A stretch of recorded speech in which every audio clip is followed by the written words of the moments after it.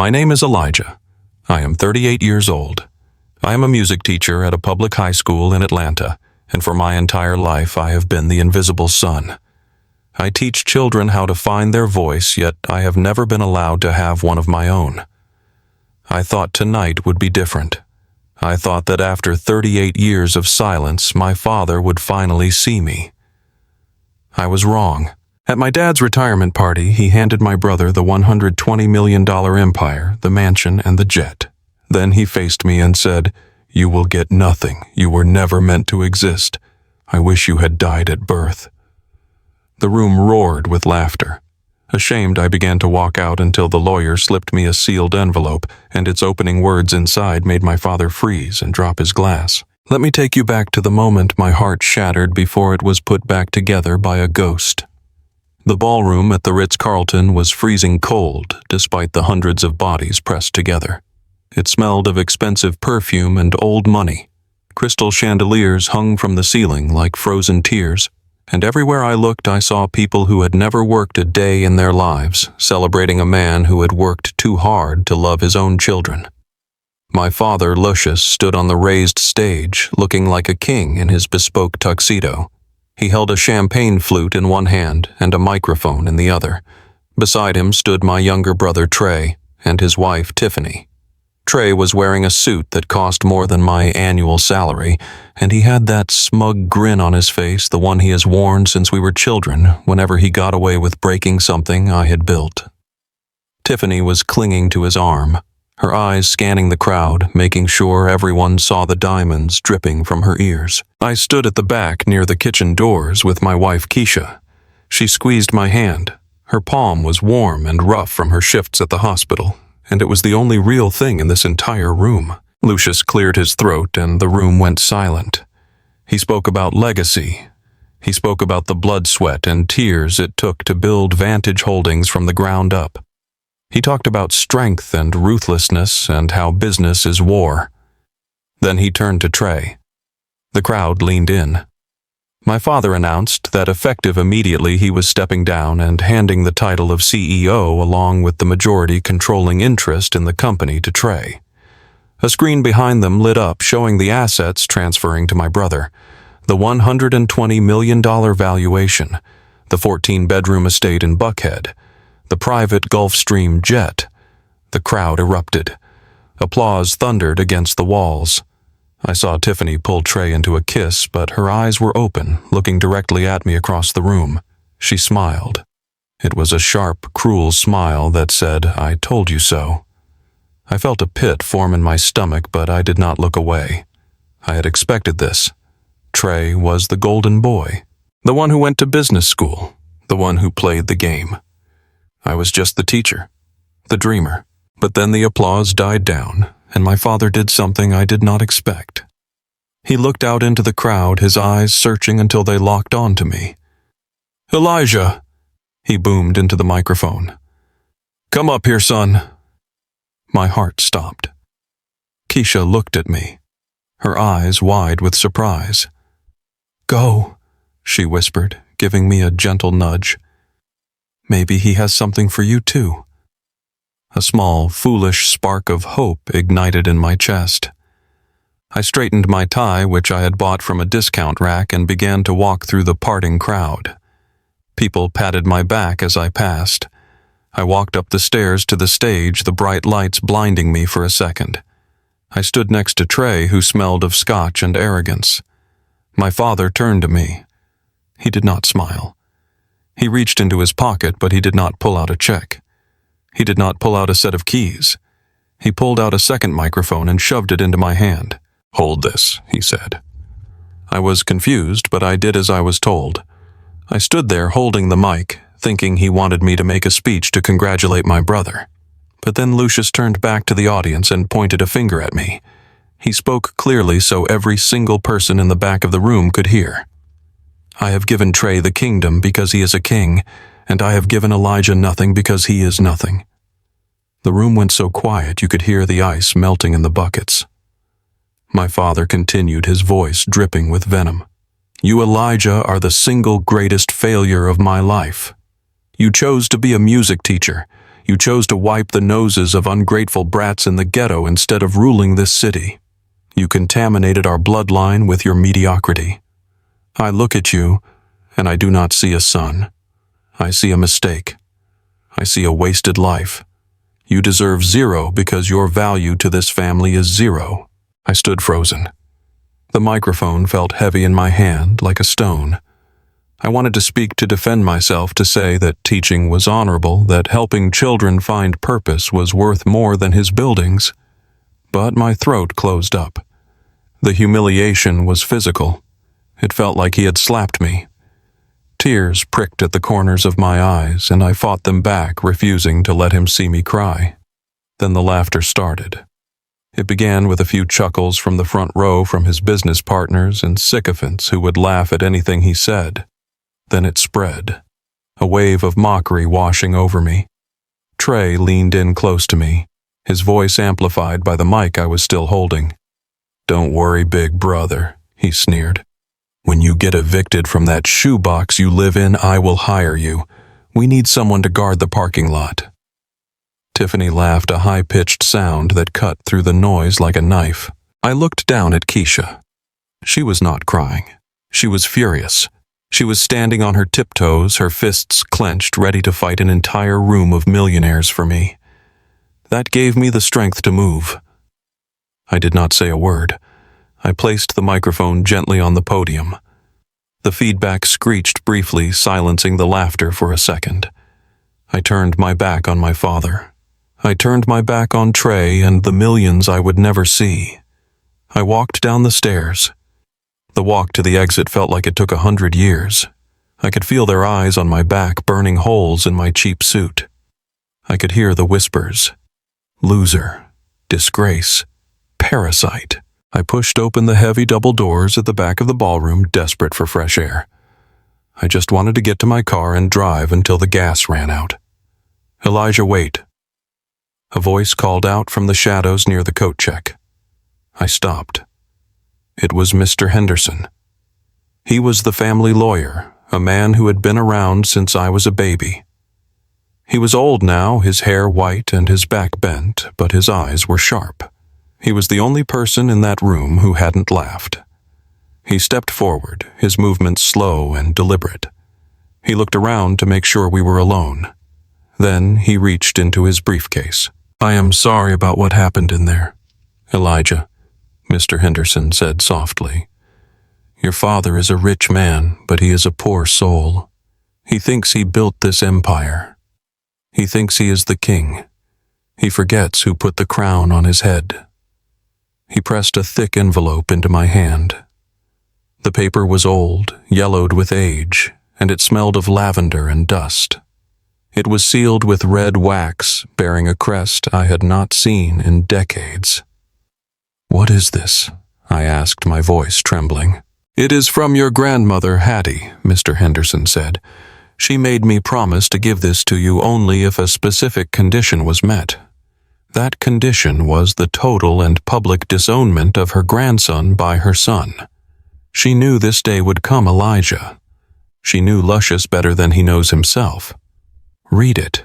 It changes everything." I looked at the envelope. My grandmother had been a maid, a woman who scrubbed floors and saved pennies in a jar. What could she possibly have left me that would matter against the millions my brother just received? But I trusted Henderson. I slid my finger under the flap and broke the wax seal. I pulled out a single sheet of paper. The handwriting was shaky but bold. I read the first line, then the second. My breath caught in my throat. The double doors swung open behind me. Lucius stood there, framed by the light of the party, holding his champagne glass. He looked angry, ready to yell at me for walking out on his speech, but then his eyes dropped to the paper in my hand. He saw the red wax seal. He saw the signature at the bottom. The color drained from his face instantly, turning him a sickly shade of gray. His eyes bulged. The arrogance vanished, replaced by pure, terrified recognition. The crystal glass slipped from his fingers and shattered on the marble floor, the sound echoing like a gunshot. "You," he stammered, his voice barely a whisper. "You were never supposed to see that." I looked from the letter to my father, and for the first time in my life I did not feel small. I felt dangerous, because the words on this paper did not just give me money, they gave me the power to destroy him. The heavy door of the hotel slammed shut behind us, cutting off the music and the laughter, but the silence outside felt even heavier. The night air in Atlanta was humid and sticky, clinging to my skin like the shame I was trying to shake off. I held the envelope from Mr. Henderson tight against my chest as if it were a shield. Keisha walked beside me, her heels clicking on the pavement. She did not say a word, but she did not have to. Her hand found mine and squeezed it hard. We walked toward the far end of the parking lot where we had parked our 10-year-old sedan. It was rusted around the wheel wells and the paint was peeling on the hood, a stark contrast to the rows of gleaming Bentleys and Mercedes that filled the rest of the lot. We were just 10 feet away from our car when a blinding light flooded our vision. The roar of an engine tore through the quiet night like a beast waking up. A sleek red sports car swerved directly in front of us, blocking our path. Tires screeched against the asphalt, leaving black marks. My heart jumped in my throat. The window of the sports car rolled down slowly, revealing Trey sitting in the driver's seat. He was still holding a glass of champagne. Tiffany sat next to him, giggling like a schoolgirl, her feet resting on the dashboard. "Going somewhere big?" Brother Trey asked, his voice thick with mockery. "I thought you might want to stay and clean up the confetti. We could pay you $5 an hour." "Let us pass, Trey," I said, trying to keep my voice steady. "I just want to go home." Tiffany leaned over Trey, her eyes gleaming with malice. "Home," she repeated. "Oh, you mean that dump on the south side? You know this car is worth more than your entire apartment building, right? Your rusty piece of junk is polluting the air. It is ruining the vibe of our celebration." I clenched my jaw so hard my teeth ached. "Just move the car, Trey." Trey laughed. He took a sip of his drink and looked me up and down with pity. "Actually, Elijah, there is something I forgot to mention inside. You see, when Dad gave me the company, he also gave me the portfolio of all our real estate investments. I was looking through the list of properties we own, and guess what I found?" He paused, letting the silence stretch out. He wanted me to ask. He wanted me to beg. I refused to speak. "I found your building." Elijah Trey said, his smile disappearing. "Vantage Holdings bought your apartment complex 3 days ago. We are planning to tear it down to build a luxury parking deck. I have already signed the eviction notices. You and Keisha have 24 hours to get your trash out of my property. By tomorrow night, you will be homeless." The world seemed to tilt on its axis. Homeless. The word echoed in my mind. We had nowhere else to go. Our savings were gone paying for Keisha's medical bills last year. That apartment was small and damp, but it was ours. It was our sanctuary. Now Trey was taking that too. "You cannot do that," Keisha shouted, stepping in front of me. "We have a lease. There are laws." Trey shrugged. "Read the fine print, sweetheart. New ownership clause. We can terminate for redevelopment with 24 hours notice. It is business, nothing personal. Although I admit watching you two sleep on a park bench will be a nice bonus." Something inside me snapped. The humiliation, the insults, the cruelty. It was too much. I dropped the envelope and lunged forward. My hands curled into fists, ready to drag him out of that car and wipe that smirk off his face. I wanted to hurt him. I wanted to make him bleed the way he was making me bleed. "Elijah, no," Keisha screamed. She grabbed my arm, pulling me back with all her strength. "Stop. Look at him. Look at his face. He wants you to hit him." I froze. I looked at Trey. He was not scared. He was smiling. He was holding his phone up, recording me. "Go ahead, big brother," Trey taunted. "Hit me. Please. I have 5 lawyers inside who would love to send you to prison for assault. You will lose your teaching license. You will lose everything. Do it." I stood there breathing hard, my chest heaving. Keisha was right. He was baiting me. He wanted to strip me of my freedom just like he had stripped me of my dignity. I lowered my hands. I picked up the envelope from the ground and dusted it off. "Enjoy your night, Trey," I said, my voice low and dangerous. "Enjoy it while it lasts." I steered Keisha around the back of his car. As we drove away, I could hear their laughter following us, fading into the distance but burning into my memory. The drive home was silent. The fear in the car was palpable. 24 hours. We had 24 hours before we were on the street. When we walked into our apartment, it felt different. It was small. The paint was chipping and the faucet in the kitchen dripped with a rhythmic, annoying sound. But tonight it felt fragile, like a sandcastle about to be washed away by the tide. Keisha sat down at the small kitchen table and buried her face in her hands. I could see her shoulders shaking. She was crying. Seeing her break down hurt more than anything Lucius or Trey had said to me. I sat down opposite her and placed the yellowed envelope on the table between us. The wax seal was broken, but the paper inside was still folded. "Read it," Keisha whispered, wiping her eyes. "Henderson said it changes everything. What if it is money? What if Grandma left us enough for a motel?" I nodded. My hands trembled as I unfolded the letter. The handwriting was familiar, spidery loops of blue ink that I had not seen in 10 years. I took a deep breath and began to read aloud. "My dearest Elijah, if you are reading this, it means my son Lucius has finally lost his way completely. It means he has chosen greed over family and cut you off. I am sorry I am not there to hug you, my sweet boy. I knew this day might come. I saw the way Lucius looked at money even when he was a child. He thinks he owns the world. He thinks the buildings and the factories and the skyscrapers make him a king. But Lucius was always not very smart. He forgot the most important lesson I taught him. A house is nothing without the land it sits on." I paused. My heart was beating faster. The letter continued. "When I started this business 50 years ago, I did something very specific. I created 2 separate entities. One is Vantage Holdings, the company that runs the business, the trucks, the machines, the brand. That is what Lucius thinks is the empire. But the second entity is the Hattie Trust. This trust owns the land, every single acre, the land under the headquarters, the land under the factories, the land under the warehouses, even the land under Lucius's favorite golf course." I looked up at Keisha. Her eyes were wide. I read on. "Decades ago, I made Lucius sign a 99-year lease. He was so eager to play CEO, he did not read the terms. The lease states that Vantage Holdings pays a nominal fee of $1 a year to use my land. However, there is a clause. Clause 4, Section A, the Moral Integrity Clause.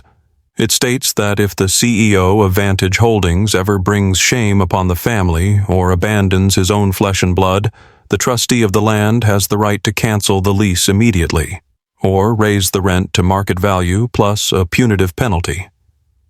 My voice shook as I read the final paragraph. "Elijah, you are the trustee. You have always been the one with the good heart. You are the only one I trust to hold the ground beneath their feet. If they have cast you out, then they have cast themselves out. You own the land, Elijah. Without you, they are trespassing. Take back what is yours. Love, Grandma Hattie." The letter slipped from my fingers. The silence in the room was deafening. I was not just a teacher anymore. I was not just a failure. I was the owner of the earth my father stood on. The $120 million company my brother had just received was worthless without the land. They were tenants, and I was the landlord. Suddenly my phone rang. The harsh sound made us both jump. I looked at the screen. It was Lucius. I stared at the name for a moment, feeling a strange calm wash over me. The fear was gone. The panic about the eviction was gone. I picked up the phone and put it on speaker. "Hello, Father," I said. "Elijah." Lucius' voice came through the line, but it was different. The booming authority was gone. It was high-pitched, breathless. He sounded like a man who had just seen a ghost. "Elijah, listen to me. We need to talk." "There is nothing to talk about," I said. "You made your speech. You said I was nothing." "I was angry, son," Lucius stammered. "You know how I get. I had too much to drink. Look." Henderson showed me a copy of the old files. "I know about the letter. I know what it says. It is just an old piece of paper, Elijah. It does not mean anything in the real world. But I do not want you to be confused." He was lying. I could hear the terror in his voice. He was trying to bluff me. "If it is just a piece of paper, why are you calling me?" I asked. "Listen," Lucius said, his voice dropping to a desperate whisper. "Bring that envelope to me. Do not show it to anyone else. Bring it to me tonight and I will write you a check for $50,000. You can buy a new car. You can move to a nice house." 50,000. Elijah, just for a piece of paper. I looked at Keisha. She shook her head slowly, a small smile playing on her lips. 50,000, I repeated. "That is funny, Dad. 10 minutes ago I was worth 0. Now I am worth 50,000. That is a fast appreciation." 100,000, Lucius shouted. "I will give you 100,000 cash right now. Just bring me the letter. Don't be stupid, Elijah. You cannot fight us. We have lawyers. We will bury you in court for years. You will starve before you see a dime. Take the money. It is more than you will ever make teaching those losers. The threat. The bribe. It was all he knew. He still thought he could buy me. He still thought he held all the cards. But he did not realize the game had changed. He was standing on a trap door, and I was the one holding the lever. "No," I said firmly. "Elijah, wait!" Lucius screamed. "Do not hang up. You do not know what you are doing." "I think I do," I said. "You told me I deserved to die. You told me I was a mistake. Well, Dad, this mistake just woke up. You want the letter? Come and get it. But bring your checkbook. And tell Trey to cancel the eviction. Because if he touches my building, I will evict his entire company from the face of the earth." I hung up the phone. My hand was shaking, but not from fear. It was adrenaline. For the first time in 38 years, I was not the one running away. The hunt was on, but the prey had just become the predator. I looked at Keisha. "Get your coat," I told her. "Where are we going?" she asked. "To the office," I said. "We have an eviction notice to serve." The sun rose over Atlanta the next morning, painting the glass skyscrapers in shades of gold and fire, but I felt no warmth. I wore my best suit, which was 3 years old and slightly tight around the shoulders. In my briefcase, I carried the original letter from Grandma Hattie and a copy of the lease agreement Henderson had prepared.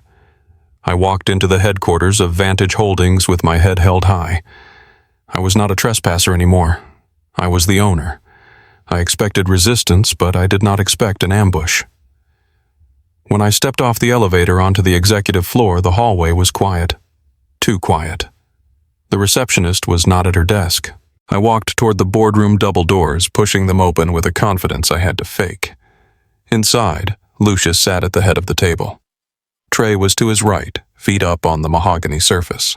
Tiffany was there too, holding her phone up ready to record.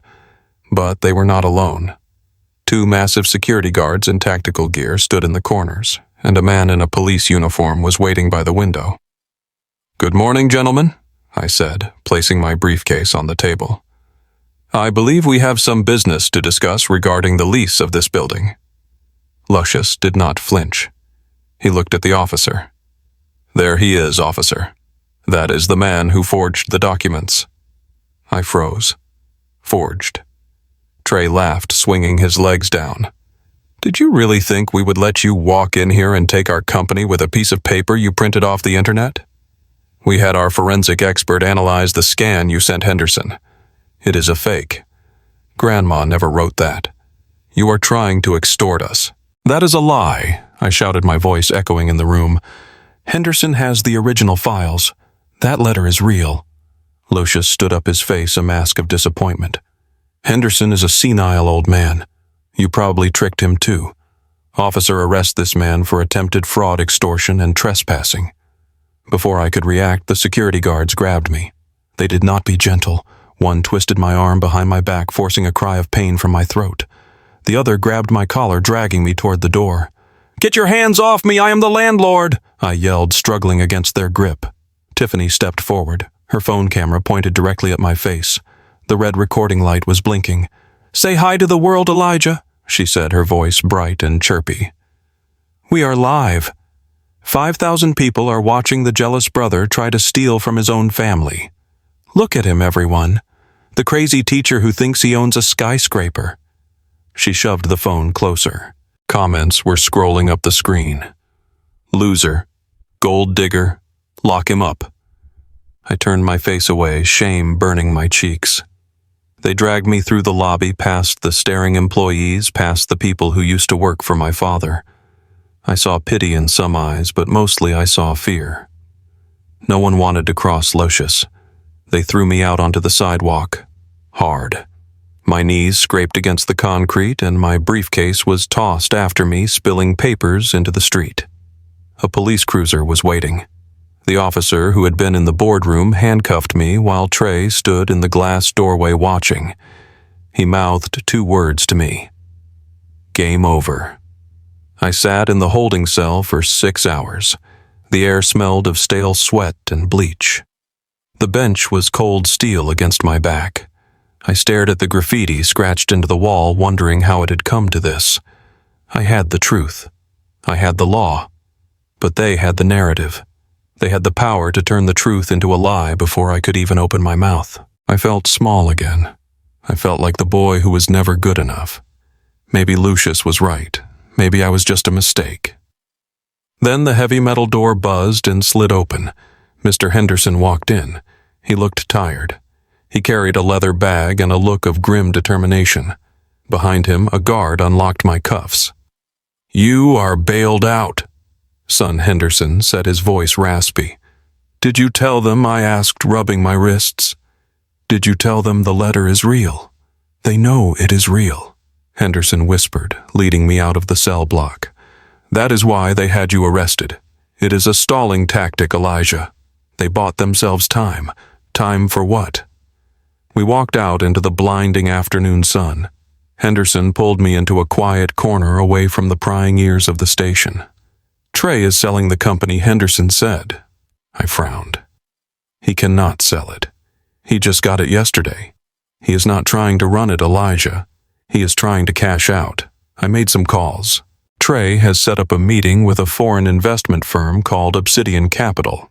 He is selling Vantage Holdings for 60 cents on the dollar. A quick fire sale. He wants to take the $60 million in cash and disappear to Europe before the tax auditors look too closely at the books. So what I said, let him sell. I still own the land. Whoever buys it will have to pay me rent." Henderson shook his head, his eyes grave. "You do not understand. Obsidian Capital is not a management firm. They are asset strippers. If they buy the company, they will dissolve it immediately. They will sell the trucks, sell the machines, and close the factories. They will bankrupt the entity that holds the lease. If Vantage Holdings ceases to exist, your lease is void. The land becomes just empty dirt. Zoning laws say that if the industrial activity stops for more than 30 days, the land reverts to agricultural value. Your billion-dollar leverage becomes a cornfield worth pennies." My stomach dropped. It was not just greed. It was scorched earth. Trey would rather burn the entire legacy to the ground than let me have control over him. "When is the sale?" I asked. 48 hours, Henderson said. "The signing is scheduled for Friday night at the masquerade gala Trey is throwing. If his signature hits that paper, your grandmother's trust becomes worthless." I felt a surge of panic. I cannot stop a sale. I am a school teacher with a criminal record pending. We got into Henderson's car. Keisha was sitting in the back seat. She looked different. She was not wearing her scrubs. She was wearing a dark hoodie and she had a laptop open on her knees. Her eyes were red like she hadn't slept, but they were sharp. "Drive Henderson," Keisha said without looking up. "Elijah, you need to see this." I climbed in beside her. "What is it?" "While you were in jail, I did some digging," Keisha said. I remembered Tiffany's live stream. She was so focused on humiliating you, she did not realize what was in the background. "Look at this screenshot." She turned the laptop toward me. It was a still frame from the video Tiffany took of me being arrested. In the background, reflected in the glass of the boardroom window, was a man. He was tall, with slicked back hair, standing near the corner. "That is Victor Kovich," Keisha said. "The representative from Obsidian Capital. The man buying the company." "I know him," Henderson said from the front seat. "He is a shark." "Look closer," Keisha said, zooming in on the image. "Look at his hand." I squinted at the grainy screen. Kovich was holding a phone. On the screen of his phone, visible in the reflection, was a text message thread. The name at the top of the thread was Tiffany Hart. I felt a chill run down my spine. "I hacked into Tiffany's cloud account," Keisha said calmly. "Do not ask me how. A nurse hears things and knows people. I found their messages. Elijah, this isn't Trey's idea. Trey thinks he is selling the company to be a billionaire playboy. But Kovich and Tiffany are working together. The contract Trey is about to sign has a hidden clause. It transfers the payout not to Trey's personal account but to a shell company in the Caymans, a company owned by Tiffany and Kovich. I sat back, stunned. Trey was not the mastermind. He was the mark.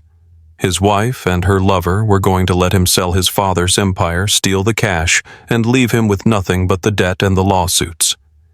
"He is going to lose everything," I whispered. "He will go to prison for fraud while they sip cocktails on a beach." "Good," Keisha said, snapping the laptop shut. "Let him. He treated you like garbage. He evicted us. He had you arrested. This is karma, Elijah. Let him sign that paper. Let him be destroyed. Once the company is gone, we can rebuild our lives. We do not need their money. We just need them out of our lives." I looked out the window as the city blurred past. It was the perfect revenge. All I had to do was nothing. Just wait 48 hours, and the brother who tormented me, the father who cursed me, would be ruined by their own greed and stupidity. I could walk away. I could go back to teaching music and tell my students that sometimes the bad guys destroy themselves. But then I felt the weight of the letter in my pocket. Grandma Hattie's voice echoed in my mind. "You are the protector. You are the one with the heart. If I let this happen, the thousands of employees at the factories would lose their jobs. The legacy my grandmother built with her bare hands would be chopped up and sold for scraps. And yes, my father and brother would suffer, but they were still my blood. Grandma Hattie did not give me the land to destroy the family. She gave it to me to save it from itself." "I cannot let him sign it," I said quietly. Keisha looked at me, her expression hardening. "Elijah, are you crazy? After everything they did." "I am not doing it for them," I said, turning to face her. "I am doing it for her. If I let the company die, I am just as bad as they are. I am just another person letting money dictate my morals. I have to stop the sale." Hal Henderson asked, looking in the rearview mirror. "You cannot get within 500 feet of that building. They have a restraining order." "The signing is at the Masquerade Gala, right?" I asked. "Yes," Henderson said. "Black tie. Masks mandatory." I looked at the reflection of my own face in the window. The face my father said was a mistake. "Then we are going to the party," I said. "If they want a masquerade, I will give them a show they will never forget. But first, we need to make sure Trey knows exactly who is holding the knife to his throat. Keisha, print those text messages. Henderson, get the land trust deed ready. We are not going to use the law anymore. We are going to use the truth, and it is going to hurt." The grand ballroom was transformed into a Venetian masquerade. Silk draped from the ceiling and men in tuxedos hid behind gold and silver masks. It was a room full of people pretending to be something they were not, which was fitting because the biggest lie of all was happening on the raised stage in the center. My brother Trey sat at a glass table. Beside him sat Victor Kovich, the shark from Obsidian Capital. Between them lay the contract that would sell my father's legacy for parts. Lucius stood behind them, beaming with pride, a glass of scotch in his hand, oblivious to the fact that he was watching his own funeral. Tiffany stood next to Trey, her hand resting on his shoulder.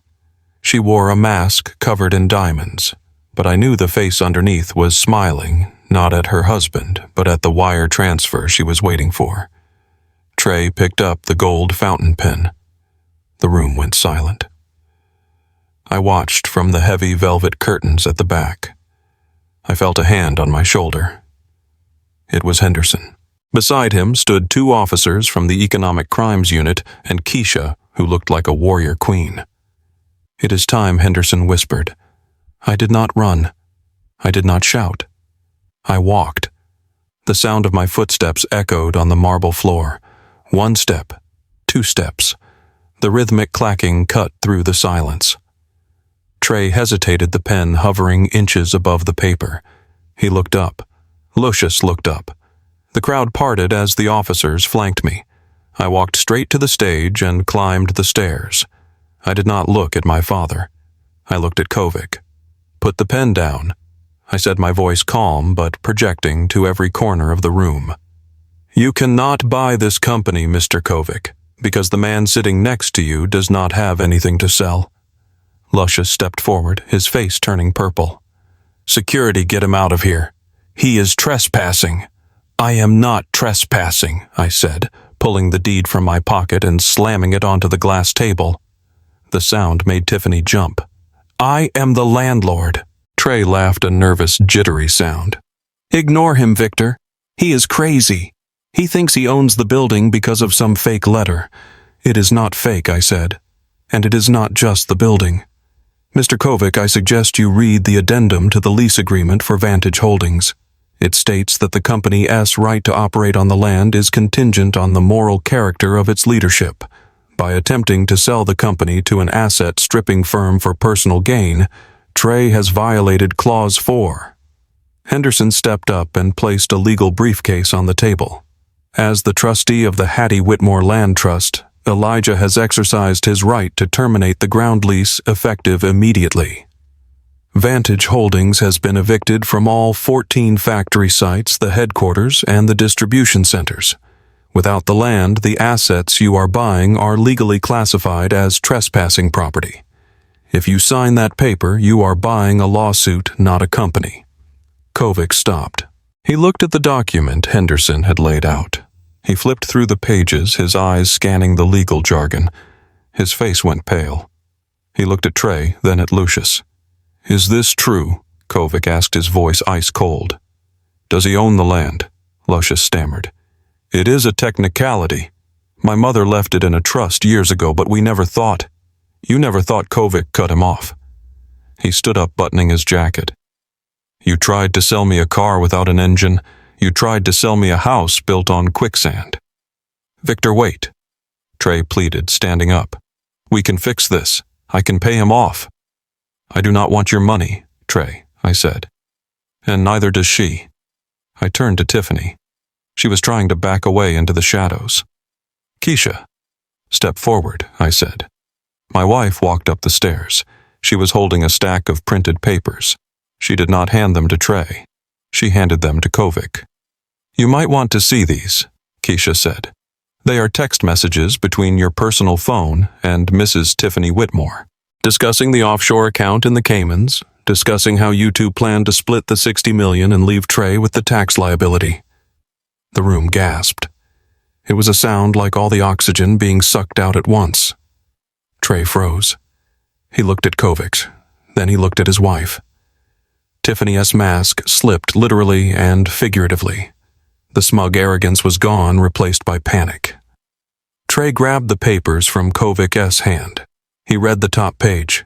His hands started to shake. He read the part where Tiffany called him a useful idiot. He read the part where she said she could not wait to be rid of his whining. Trey looked up. His eyes were wet. "Tiffany," he whispered. "Tell me this is not real." Tiffany sneered. She realized the game was up. She straightened her posture and crossed her arms. "Oh, grow up, Trey. Did you really think I married you for your personality? You are a child. You have never done a hard day's work in your life. You are a carbon copy of your father, just with less spine." The slap echoed through the ballroom. It was sharp and brutal. Trey struck her across the face, knocking the diamond mask to the floor. Tiffany screamed, holding her cheek. "You are fired," Kovic shouted at Tiffany. "The deal is off. I am not going down for fraud."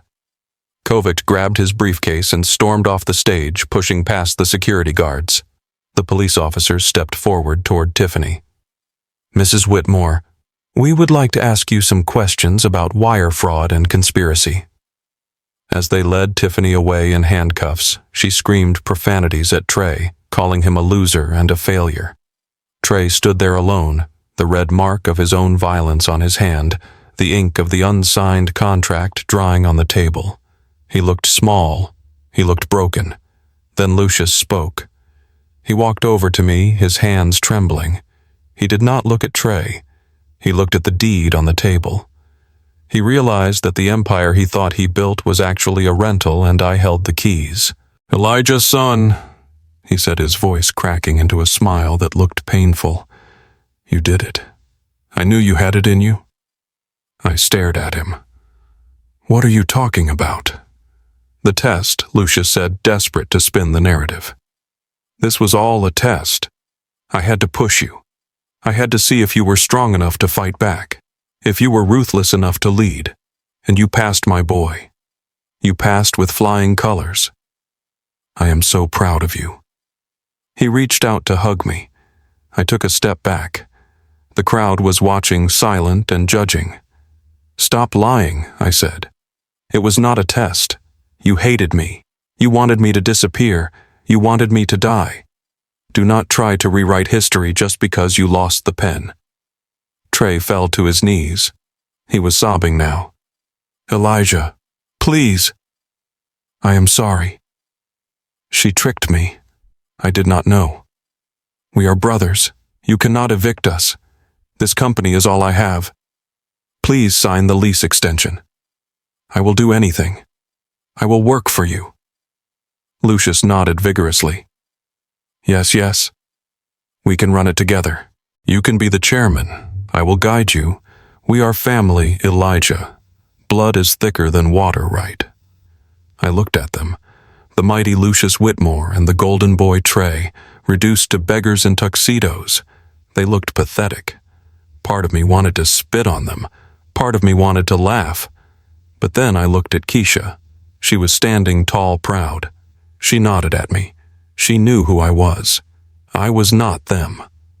I picked up the microphone, the same way Lucius had picked it up the night he disowned me. "You are right," I said to Lucius. "You said I was a zero. You said I was nothing." I paused, letting the words hang in the air. "But you forgot how math works, Father. A zero by itself is nothing. But a zero standing behind a number makes it 10 times stronger, 10 times bigger. You tried to erase the zero, but you did not realize the zero was the foundation. You built a skyscraper, but you forgot the concrete." I looked at Trey. "I am not going to kick you out on the street," I said, "because that is what you did to me, and I am not you. I will not let the workers lose their jobs because of your greed. I am taking control of Vantage Holdings effective immediately as the primary asset holder."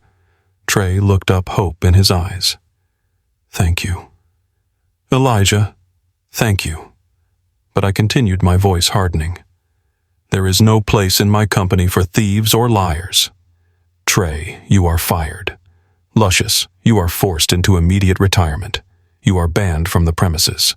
If you step foot on my land again, I will have you arrested for trespassing." Lucius S.'s jaw dropped. "You cannot do this. I built this. You rented this, I corrected him. And the lease is up. I turned to the security guards, the same guards who had thrown me out yesterday.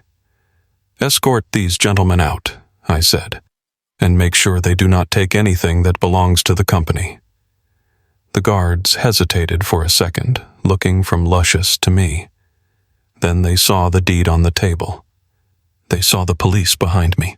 They made their choice. They stepped forward and grabbed Lucius and Trey by the arms. "Get your hands off me!" Lucius screamed as they dragged him toward the exit. "I am the king! I am the king!" His voice faded as the doors swung shut. The room was deadly silent. All eyes were on me, the music teacher with the cheap suit and the heart of gold. I looked at Henderson. I looked at Keisha. I took a deep breath. For the first time in my life, the air tasted sweet. It tasted like justice. I turned to the crowd, to the board members and the investors who were staring at me in shock.